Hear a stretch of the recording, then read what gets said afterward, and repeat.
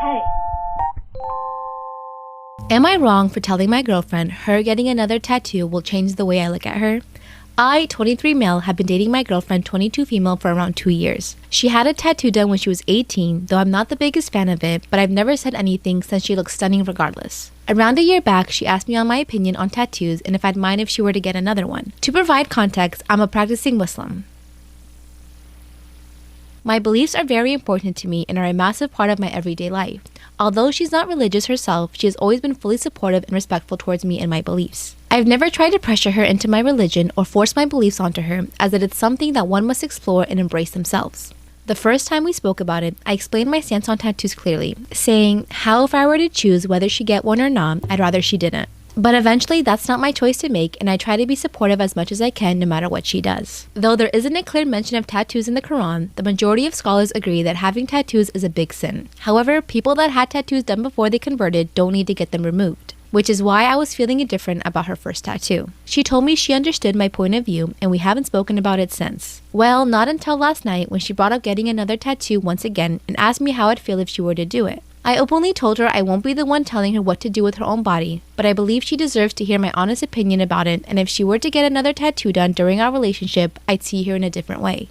Trying to be gentle with my words, I told her how our differences in lifestyle, though not as important right now, will eventually be something we'd have to resolve before settling down. I told her as a friend, if she wanted to get a tattoo done, she should do it and not care about anyone else's opinion. But as someone that eventually plans on settling down with her, I feel obligated to openly express my disapproval.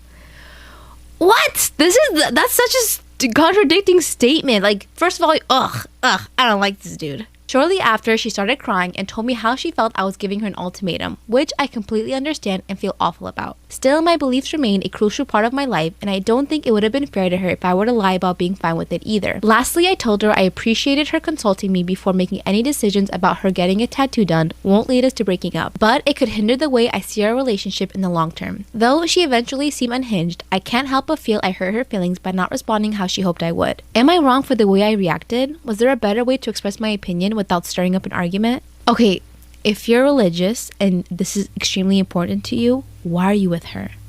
Okay, there are so many other people out there of the Muslim faith and not of Muslim faith who have the same beliefs as us Muslims.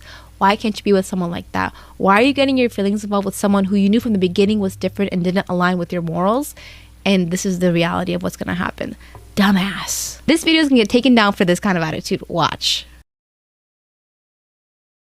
Am I wrong for telling my husband to stop disrespecting our surrogate? I, 34 female, and my husband, 37 male, Hunter, suffer from fertility problems. We recently decided to get a surrogate who is a friend of a friend. We were busy getting everything done legally, and we already had a contract in place.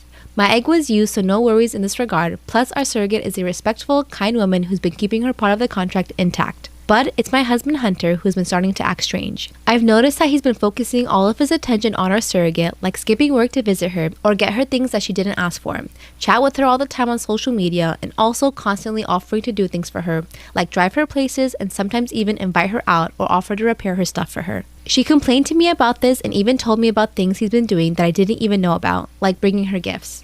I tried speaking to him about what this looks like, but he said he's doing what he's doing for his son and not for her. Still, I asked that he tone it down and respect the woman's space. He got mad at me and accused me of being jealous of the woman. I knew it was going this way. He got mad at me and accused me of being jealous of the woman who's carrying my own child and said that this makes me look bad. He has a crush on her. I feel like guys have this weird thing, like he's infatuated that he got another woman pregnant that's not his wife. You know, like that kind of weird shit. I said our surrogate was the one who complained about his behavior, and he said this wasn't true. Apparently, this made him somewhat angry, so I gave him time to cool down a bit. Yesterday, our surrogate called me, saying that Hunter came over and told her guests to leave. I asked why, and she said that he wanted to show her the $9,000 car he bought for her. I was shocked. She said that she declined the card and asked him to leave, but he started arguing with her about using public transportation and risking our baby's well-being. I was fuming. I called him demanding him to get home, and he eventually did. Once he got back, we started fighting, and I yelled at him saying that he's been nothing but disrespectful and overstepping and inappropriate towards our surrogate. Again, he explained that the car wasn't for her, but to ensure that the baby is safe. I told him to stop disrespecting the woman and stop using the baby as an excuse to stomp all over her boundaries. He ranted about how he was just trying to make this work and that I should do the same, if not more. He accused me of not loving our son as much as he does, but this isn't the way, and putting $9,000 for a car without telling me. He left the house for a while, then came back and refused to speak to me. I might have been hard on him. He might have just been oblivious, so I'm less sure seeing his reaction now. Story time about how my fiance is refusing to help me plan our wedding. Should I leave him? Disclaimer, this is not my story time, it's send me on Instagram. So sad about the palette. My fiance and I met a few years ago through friends. When we first met each other, I had a really bad first impression of him. First off, he was completely up himself. All he did was talk about himself and never once asked me questions. We were surrounded by other people, so I gave him the benefit of the doubt when he asked me out. I said yes, but our first date was kind of the same. He only really talked about himself, his career, the things he likes to do, his favorite foods, his family, his dog. I eventually just started volunteering information because he wouldn't really ask me. After our date, I didn't speak to him for a full 2 weeks. I was really turned off by his attitude, but then he messaged me saying that he was really nervous and that he realizes that he probably could have been a little more talkative. I said, yeah, you could have been. I told him how I really felt and he did apologize and he asked me out to dinner again. This time I invited him to my apartment and he made us a full 4-course meal. By the way, he's a chef. Obviously, that night, I completely fell in love with him. He made all of my favorite foods, but the gourmet version. A few months later, we became boyfriend and girlfriend. There were still a few things that I didn't like about him, though. Like, he never really had anything to talk about other than himself. Exactly a year after we met, he decided to propose, and I said yes. But when I asked him to do things for the wedding, he says no. Part 2 is up. Story time about how my fiance is refusing to help me plan our wedding. Disclaimer, this is not my story time, it's sending me on Instagram. To be honest, when he asked me to marry him, I was totally blindsided. Honestly felt like our relationship was starting to get stale. So when he asked me to marry him, I was like, for real? He told me that I was the first person who ever made him feel important. And looking back, I realized that it's because he only talked about himself and I really let him talk about only himself. Anyway, I immediately said yes out of the excitement, but when I called my mom to tell her, I was actually crying, which is like, okay, maybe I shouldn't marry him then. A few weeks into our engagement, we hadn't talked about planning at all. So I decided to ask him, like, what do you want the wedding to be like? That's when he told me that he didn't really care, but that he would just give me money for it. I mean, on one hand, that makes me really happy because I don't want my parents to have to pay for the wedding, and he has a lot of money. But on the other hand, I want him to be involved, especially for the food because he's a chef. I decided to hire a wedding planner because my job is extremely busy. I work in marketing. Asked him to go to a few meetings with me, he said no. When I finally found the perfect wedding planner, I asked my fiance if we could go have lunch with him, and he said no. This is when I blew up in his face. I asked him why he wasn't participating at all. That's when he told me that he was too busy at the restaurant, that he didn't have time to do anything with the wedding. I was like, okay, fine. When it came time to choosing the caterers, I demanded that he go with me. He told me that he would try to get off work, but he never did. Every time I tried to schedule it, he would say that he was busy with work. That's when I told him that his restaurant, which is super fancy, should just cater the whole wedding. And he said no. He told me they were way too busy and ready to get a Michelin star, so there was absolutely no way they could cater his wedding. That's when he said, you can handle it, I trust you. I went home and cried the entire night. Part 3 is up. Story time on how I found out my friend was sending me death threats. Hi, my name is Angelina and I'm about 15 years old. I always had this friend named Kira. Kira was the duff of the friend group. She would never participate in the friend group, like taking photos, never doing her hair and makeup, but we didn't really care. One of her friends in the friend group would make fun of her, but claimed it was a joke whenever she was finished.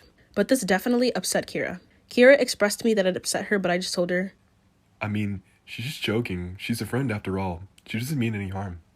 But she just looked at me with sadness. Later on, she started distancing and didn't talk to us much. I asked around if anyone knew anything, but they didn't say anything. Next thing you know, I got a follow from DieAngelina1678 on Instagram.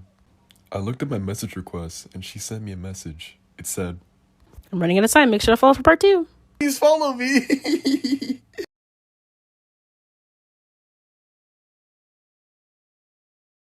I found out my best friend was sending me death threats part 2. So that account had texted me and I opened it. And she had said, oh, you're so ugly, you should literally die and burn in hell.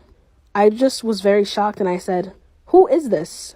But the account didn't respond. I was kind of panicking because I didn't really know who this was. But I ended up blocking them until they actually ended up making another account. And they continued saying things like, you should die, you should unalive yourself. Why not just jump in front of a train? They literally said these hurtful things and it started to drive me mad. It was so bad to the point where I had blocked like 3 different accounts because they were commenting these things under my posts and DMing me these things. I kid you not, my dad literally texted me and said, who is this messaging me about you? And I ended up having a breakdown because I didn't really know what to do. So I ended up talking to the police about it. They did an investigation, they found out who it was, and Part 3 of I found out who my best friend was sending me death threats online. So the police did an investigation of who it was and it turned out to be Lindsay. She was one of the girls within our friend group. I was so upset and so surprised to why she had did this. But then I realized Kira and Lindsay started getting closer the more Kira distanced away from the group. And I felt so dumb for not paying attention and not noticing. I told the rest of the friend group about this, but I obviously shunned her out. My parents wanted to take it farther and actually took her to court. She faced several charges: cyberbullying, death threats, harassment, etc. I felt bad for her and didn't feel like it needed to go that far, but I'm glad I just got justice because most people in my case scenario don't get justice. Kira ended up being a witness of these behaviors, as there was text messages between them saying that they had this plan, so she faced some charges as well. I went up to her and asked her why she did it, and she said it's because you're faking you deserved it. Do you think this person deserved it? Let me know in the comments down below. Follow for more story times.